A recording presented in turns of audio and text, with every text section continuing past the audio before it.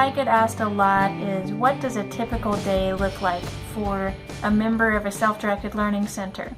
So the thing is that there really is no such thing as a completely typical day, because there's no limit on what can happen in a place where people are free to make their choices. That said, there are some patterns that emerge. I'd say that one part of a typical day is sort of the structure of the day. So the general structure of the day is that you can arrive whenever you feel like, as long as you're there before 10 a.m. So we open at 8:30, and you could arrive anytime between 8:30 and 10 a.m. The first thing when you arrive is you would sign in. Then after you sign in, you can do pretty much whatever you want until at 10 o'clock there's morning announcement meeting.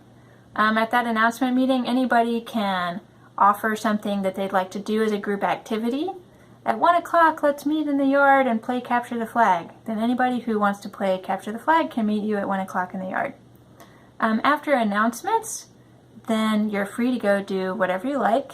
At some point in time, most people eat lunch, so whenever you get hungry, you can go find your lunch in your lunch cubby and eat it. After lunch, you might be a part of a conflict resolution meeting that could happen pretty much any time. You might be a part of a committee that helps to run the center. Those are optional, so you can opt in if you're interested in helping out with gardening, or even helping out with bookkeeping.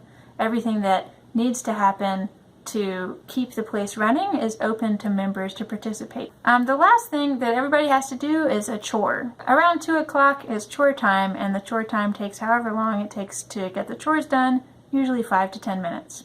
Then you're free to do whatever you want to do until it's time to go. And when you go, we just ask that you sign out so we know who is in the building and who is not. The kind of things that people typically do is they typically talk a lot. Conversation could range on any topic, and it could be just a fervent discussion of politics, or it could be arguing about the existence of Santa Claus. And the great thing is that when members are talking to each other, they're sharing information and they're learning all the time.